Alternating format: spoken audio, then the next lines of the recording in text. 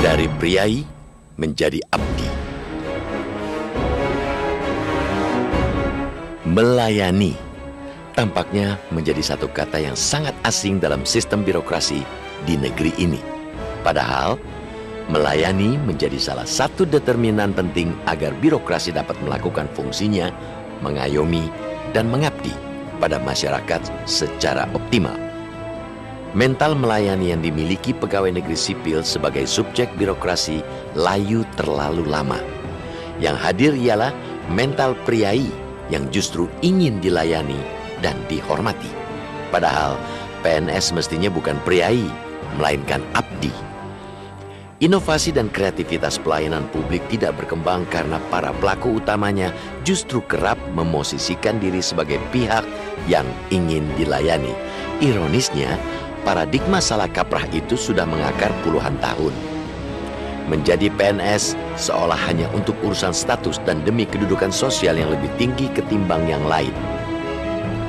Mereka ingin menjadi PNS hanya untuk mengejar zona aman dan keterjaminan hidup tanpa memedulikan kinerja yang kerap asal-asalan dan apa adanya.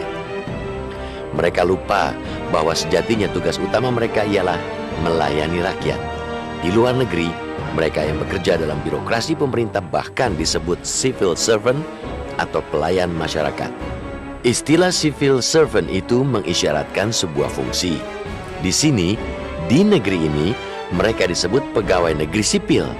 Jelas sekali istilah PNS mengisyaratkan status, kedudukan, bukan aparat atau pejabat. Karena itu, kita harus mengubah mental PNS kita dari ingin dilayani menjadi melayani dan mengabdi. Untuk itu, mereka dituntut kreatif, inovatif, dan disiplin. Sebab pencapaian prestasi mereka ialah ketika mampu menjalankan pelayanan publik dengan optimal dan efisien. Karena itu, ketika pemerintahan Presiden Joko Widodo melalui Menteri Pendayagunaan Aparatur Negara dan Reformasi Birokrasi Yudi Krisnandi melontarkan gagasan bakal memberlakukan sistem reward and punishment terhadap PNS, tentu kita dukung. Nantinya, penghasilan PNS tidak hanya dibedakan atas dasar golongan, tapi juga berdasarkan prestasi mereka dalam melayani kepentingan publik.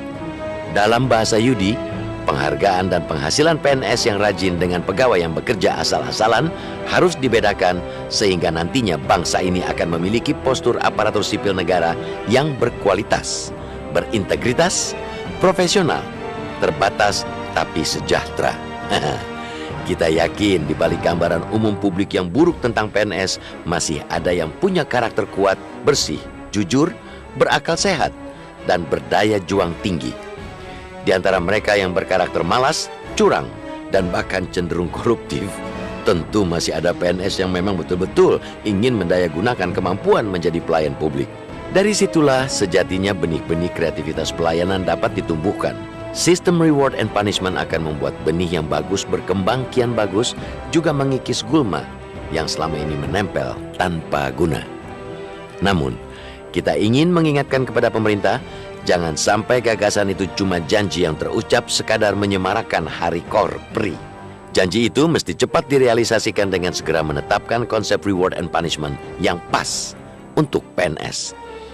Bagaimanapun, negara dan bangsa ini harus mulai memaksa diri untuk berpikir dan bertindak efisien, menata birokrasi menjadi bersih, dan memiliki pola pikir yang gigih dan tanggap terhadap dinamika perubahan ialah keniscayaan hari ini.